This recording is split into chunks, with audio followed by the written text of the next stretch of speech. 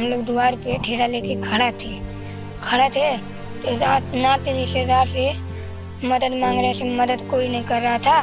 तो दफनाना है तो जो वहाँ पर रहते हैं वो कहें यहाँ पर फुकाता है, दफनाना नहीं। तो वहाँ से कहें मुसलमान का जो दफनाने वाला है वहाँ पर ले जाओ। तस्वीरें अक्सर कहानी बयां करती हैं, लेकिन कुछ तस्वीरें वो हमारे समाज के चेहरे पर एक तमाचा होती है।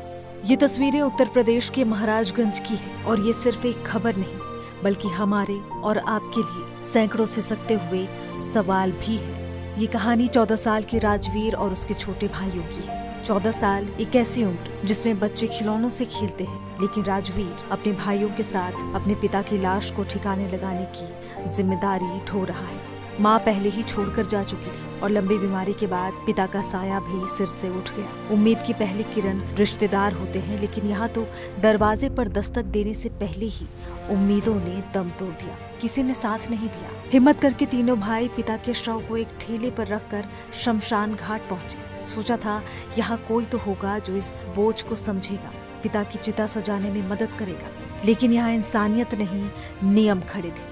उनसे कहा गया लकड़ी लेकर आओ तभी अंतिम संस्कार होगा। अब जरा सोचिए उस 14 साल के बच्चे पर क्या गुजरी होगी जिसके पास कफन के पैसे नहीं, वो चिता की लकड़ी कहाँ से लाता। यहाँ धर्म के नियमों ने एक बच्चे की बेबसी पर तरस नहीं खाया।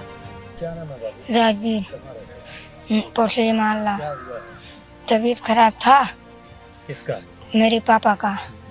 तो वहाँ पर मेडिकल हॉस्पिटल ले गए थे तो वहाँ से आए, 15-20 दिन जिए थे तो देहांत हो गया। तो एक दिन पहले जिस दिन देहांत हुआ था उसी दिन हम लोग द्वार पे ठेला लेके खड़ा थे तो नाते रिश्तेदार से मदद मांग रहे थे, मदद कोई नहीं कर रहा था। तो फिर उसके बाद चेयरमैन आए, सभासद आए, तो सब देख चले गए। तो हम लोग मदद मांगे नहीं दिए। शमशान से ठुकराए जाने के बाद ये मासूम पिता की लाश को लेकर एक कब्रिस्तान पहुंचे। शायद उन्हें लगा हो कि मिट्टी तो हर किसी को पनाह देती है, लेकिन यहाँ धर्म की दीवारें और भी ऊंची थी। उन्हें बताया गया कि तुम हिंदू हो, यहाँ सिर्फ मुसलमानों को दफनाया जाता है। एक दरवाजे पर नियम और दूसरे दरवाजे पर धर्म, और इन दोनों के बीच सड़क पर बिलखता लाचार बचपन। अब राजवीर के पास एक ही रास्ता था, पिता की लाश ठेले पर रखकर सड़क पर भीख मांगना, ताकि वो अपने पिता का अंतिम संस्कार कर सके। राहगीर आते जाते रहे, किसी को लगा ये भीख मांगने का नया तरीका है, तो किसी ने इसे फिल्मी कहानी समझकर नजरअंदाज कर दिया। लेकिन किसी ने उन आंखों में झांकने की कोशिश नहीं की जहां एक बेटे का दर्द सैलाब बनकर बह रहा था। सवाल ये कि उस भीड़ में कोई ऐसा क्यों नहीं था जो पूछता कि बेटा क्या हुआ। और फिर जब अपनों ने, समाज ने और एक ही धर्म के लोगों ने मुंह फेर लिया, तब इंसानियत दो फरिश्तों के रूप में सामने आई। राशिद और वारिश कुरैशी, दो मुस्लिम युवक जिन्होंने ठेले पर रखी लाश और रोते हुए बच्चों को देखा। उन्होंने ये नहीं पूछा कि तुम हिंदू हो या मुसलमान, उन्होंने सिर्फ एक बच्चे का दर्द देखा और एक बाप की लाश का अपमान। वो आगे आए, लकड़ी का इंतजाम किया और एक बेटे की तरह उन सभी रीतियों को निभाया जो राजवीर अकेला नहीं कर सकता था। दुमानवा घाट ले गए तो वहाँ पर कहें कि दफनाना है तो जो वहाँ पर रहते हैं वो कहें यहाँ पर फुकाता है, दफनाना नहीं। तो वहाँ से कहें मुसलमान का जो दफनाने वाला है वहाँ पर ले जाओ, वहाँ पर गाड़ना। तो वहाँ पर हम लोग गए तो वहाँ से सब लोग भगाए तब आए छपोमा चौकी पे खड़ा हुए 4 घंटा खड़े थे।